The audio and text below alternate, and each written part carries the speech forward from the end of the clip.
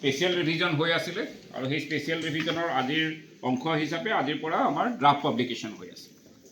আজি integrated draft ৰোলৰ আজিৰ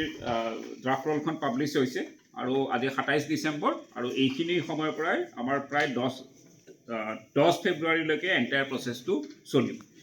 এই গোটেই চিডিউলটো এনেকুৱা যে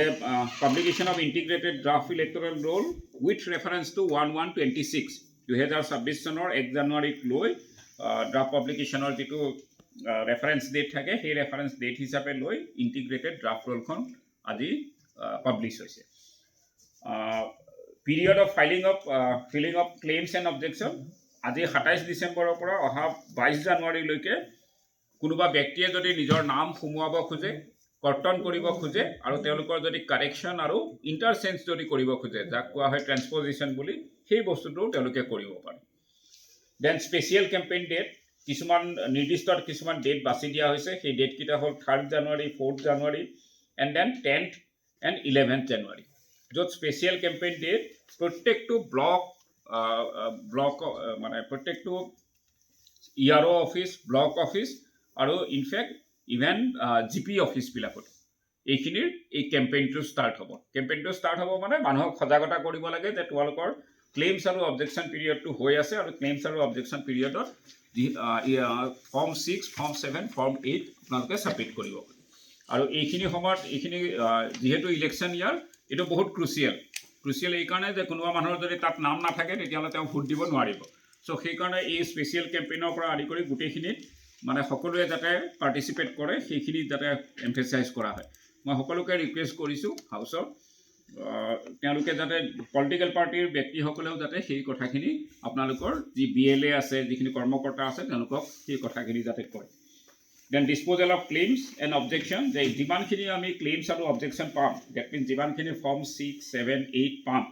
সেইখিনি বাই 2nd ফেব্ৰুৱাৰী 2026ত আমি ডিছপ'জ কৰিব লাগে চ' সেইটো প্ৰচেছ আৰু ফাইনেলি আমাৰ ৰোলখন হ'ব 10th ফেব্ৰুৱাৰী 2026 তাৰমানে আমাৰ আজি ড্ৰাফ্ট পাব্লিকেশ্যন হৈ আৰু অহা 10 ফেব্ৰুৱাৰী 2026ত আমাৰ ফাইনেল পাব্লিকেশ্যন হ'ব ইয়াৰ লগে লগে হয়তো এই ছিটখন আপোনালোকক দিছে চবৰে দিছেনে এইখন চাৰ্কুলেট কৰি দিব মই জাষ্ট গাই গৈছোঁ এইখিনিত এই ইয়াত যিখিনি আছে আৰু আপোনালোকক মই চাইন কপিটোও আপোনালোকক দি দিম যে আমি যদি চাওঁ যে এজ অন ডেট আমাৰ পলিং ষ্টেচন ডিটেইলছটো আপোনালোকক ইয়াত দিয়া হৈছে আমাৰ টোটেল পলিং ষ্টেচন আছে 713 আৰু এই 713 আছিলে ফাইনেল ৰোল মানে 2025ৰ যিখন আমি ৰোল বনাইছিলোঁ সেই ৰোলখনত আছিলে 713 আৰু আজি যেতিয়া আমি ড্ৰাফ্ট ৰোল বনাইছোঁ তেতিয়া আমাৰ টোটেল পলিং ষ্টেচন হৈছে 747 আৰু তাত ইনক্ৰিজ হৈছে 34টা পলিং ষ্টেচনত আৰু তাৰ ভিতৰত যদি আমি চাওঁ অলপ ওপৰলৈ গ'লে ৰুৰেল পলিং ষ্টেচন আছিল আমাৰ 652 2025ত আৰু এতিয়া যিহেতু ড্ৰাফ্ট ৰোল হৈছে তেতিয়া 675 ইনক্ৰিজ হৈছে 23 আৰবান পলিং ষ্টেচন মানে আমি দুইটা ওলাইছোঁ বঙাইগাঁও আৰু অভয়াপুৰী হেৰিটো মিউনিচিপাল এৰিয়াৰ ভিতৰত তো 2025ত আছিলে 71 আৰু এইবাৰ হৈছেগৈ 72 ইনক্ৰিজটো হৈছে মাত্ৰ এটা আৰু এই ইনক্ৰিজটো হৈছে আমি ৰেচনেলাইজেশ্যন প্ৰচেছ এটা কৰিছিলোঁ আৰু সেই ৰেচনেলাইজেশ্যন প্ৰচেছটোত য'ত 1200 ওপৰত যিবিলাক ভোটাৰ আছিলে সেই পলিং ষ্টেচনবিলাকৰ বাইফাৰ্কেশ্যন কৰি তাক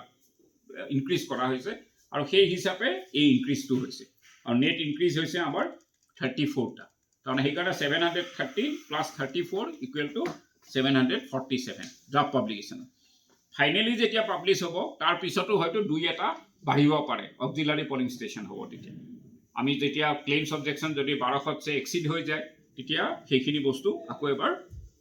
সেই ৰেচনেলাইজেশ্যন প্ৰচেছটো হয়তো আকৌ কৰিব লগা হ'ব পাৰে নেক্সট আহিলে যে সেই যিমানকেইটা পলিং ষ্টেচন বুলি কৈছোঁ সেই পলিং ষ্টেচনবিলাকৰ আকৌ লোকেশ্যনটোৰ কথা থাকে যে কিমানকেইটা বিল্ডিঙত অৱস্থিত সেইটোৰ ডিটেইলছ তলত দিয়া আছে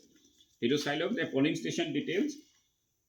টোটেল PS বিল্ডিং 482 তাৰমানে কথাটো এনেকৈ চাব লাগে যে মই পলিং ষ্টেচন হিচাপে মই কৈছোঁ 713 পলিং ষ্টেচন আৰু সেই 713টা পলিং ষ্টেচন 482টা লোকেশ্যনত আছে ডেট মিনছ বিল্ডিঙত আছে ডেট মিনছ কোনোবাটো পলিং ষ্টেচনত 2টা আছে কোনোবাটো 3টা আছে আৰু কোনোবাটোত 4টা আছে আৰু আমি সকলোৱে জানো যে ইন আৰ্বান এৰিয়া এটা পলিং ষ্টেচন বিল্ডিঙত 4টা PS হ'ব পাৰে আৰু ইন ৰুৰেল এৰিয়া এটা পলিং ষ্টেচন বিল্ডিঙত 2টা PS হ'ব। চ' সেই হিচাপে সেই লোকেশ্যনখিনি গোটেইখিনি দিয়া আছে। দেন মেন পাৱাৰ ডিটেইলছ, এইটো আটাইতকৈ ক্ৰুচিয়েল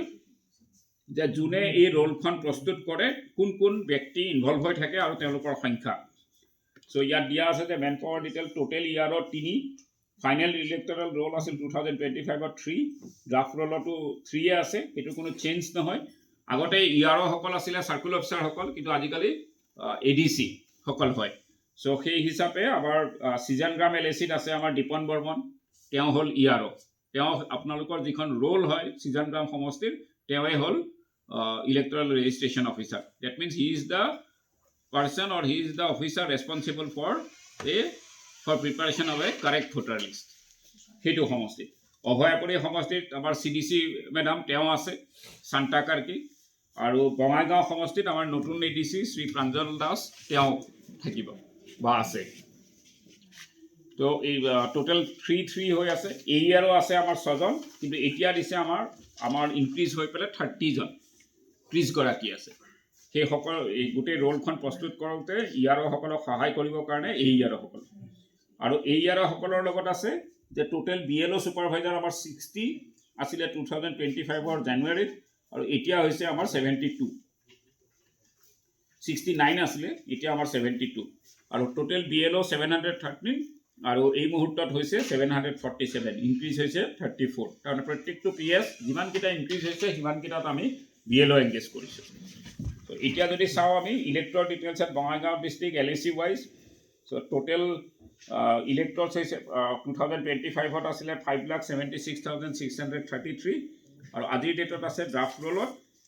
5,83,128, ইনক্ৰিজ হৈছে এই এবছৰ মানে জানুৱাৰীৰ পৰা। নেট চেঞ্জ হৈছে 6,495, তাৰমানে এই পিৰিয়ডটোত 6,495 গৰাকী ভোটাৰৰ নাম সন্নিৱিষ্ট হৈছে। নেক্সট আহি গ'ল তাৰে ভিতৰত আমি যদি চাওঁ মেল আৰু female figure, as a whole male population আগৰ ৰোলখনত 2025ত ইলেক্টৰ্ছ আছিলে 2,91,080,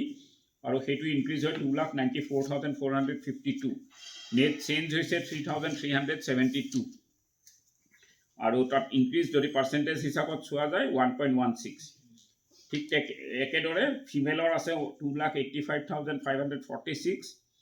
আৰু ড্ৰাফ্ট ৰোলত আছে 2,88,668। নেট চেঞ্জ হৈছে 3,122, আৰু নেট পাৰ্চেণ্টেজ ইনক্ৰিজ যিটো কোৱা হয় সেইটো 1.09%। থাৰ্ড জেণ্ডাৰ 7টা আৰু 8টা এটা বাঢ়িছে। টোটেল ছাৰ্ভিচ ভোটাৰ আছিল 3,819, কিন্তু এতিয়া এই ড্ৰাফ্ট পাব্লিকেশ্যনৰ সময়ত আছে 3,774, তাত ডিক্ৰিজ হৈছে 45টা। সেইটোৰ কাৰণটো হ'ল যে বহুত ছাৰ্ভিচমেনৰ কিছুমানৰ ডেথ হৈছে বা কিছুমানৰ তেওঁলোকে ৰিটায়াৰমেণ্টত গৈছে, সেইকাৰণে সেই সংখ্যাটো কমিছে। নেক্সট আহি গ'ল অভাৰচিজ ইলেক্টৰ্ছ। আমাৰ এতিয়ালৈকে অভাৰচিজ ইলেক্টৰ্ছ আমাৰ তাত 0 এণ্ট্ৰি হৈ আছে। কোনোবা ব্যক্তি যি NRI বাহিৰত থাকে, তেওঁলোকে ইয়াত ভোট দিবৰ কাৰণে যিটো এপ্লাই কৰে, সেই বস্তুটো এতিয়ালৈকে আমাৰ তাত তেনেকুৱা ব্যক্তি নাই। আৰু টোটেল ডি ভোটাৰ আছিল 971, আৰু সেইটো কমি 964 হৈছে। 7টা কমিছে, আৰু সেই 7টা কমাৰ কাৰণটো এইটো যে সেই 7জনৰ FT কোৰ্টে তেওঁলোকক ডিক্লেয়াৰ কৰিছে যে they are not foreign national, they are Indian citizen, গতিকে সেইকাৰণে তেওঁলোকৰ এইটো ৰিমভ হৈছে। ইলেক্টৰেল ৰোল কম্পেৰিজন 2025 আৰু 26ৰ এটা আপোনালোকক হেৰিটো দিয়া আছে, ষ্টেটিষ্টিক্সটো, যে ৰোলৰ মানে ইলেক্টৰ্ছৰ ডিফাৰেঞ্চটো। 16 অভয়াপুৰী LAC টোটেল ইলেক্টৰ্ছ আছিল 2025ৰ ফাইনেল ৰোলত যেতিয়া বনাইছিল তেতিয়া 1,81,636, আৰু এতিয়া যেতিয়া কৰিছে যে ড্ৰাফ্ট ৰোলখনত টোটেল ভোটাৰটো হৈছে 1,82,667। There is a net increase of 1,031, percentage of increase is 0.57। আমি এইটো এক্সপেক্ট কৰোঁ যে এই যিটো ক্লেইমছ অবজেকশ্যন পিৰিয়ডত আৰু বহুত মানুহে তেওঁলোকৰ নাম সোমাব। মই সেইখিনি কথা অলপ পিছত কৈ দিম। যে তাৰে ভিতৰত যদি অভয়াপুৰী সমষ্টিটোত চাওঁ যে মেল ফিগাৰত আছে 90,405, দেন ড্ৰাফ্ট ৰোলত আছে 90,947, নেট ইনক্ৰিজ 542, আৰু পাৰ্চেণ্টেজটো তাত দিয়া আছে। ঠিক একেদৰে সিজানগ্ৰাম সমষ্টিটোত টোটেল ইলেক্টৰ্ছ আছিলে 2,24,932 ড্ৰাফ্ট ৰলত হৈছে 2,29,201 আৰু নেট ইনক্ৰিজ আছিল 4,269 অলমষ্ট 1.90%. বেচিকেলি আইডাৰ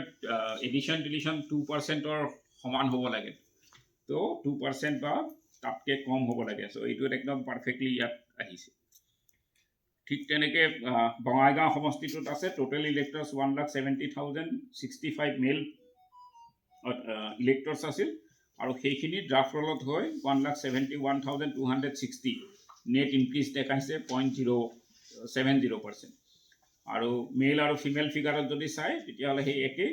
মেলৰ ক্ষেত্ৰত 565 বাঢ়িছে ফিমেলৰ ক্ষেত্ৰত 629 বাঢ়িছে ত' there the percentage of increase 0.67 and 0.73 respectively তেওঁলোকৰ সেই ৰেচিঅ'টো কি ফাইনেল ৰলত আছিল 981 2025ত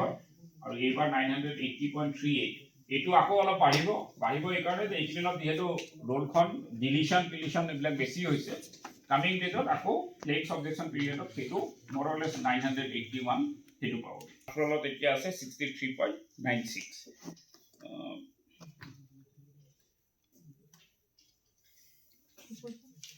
এইখিনি আছিলে গোটেই ডিটেইলছটো আৰু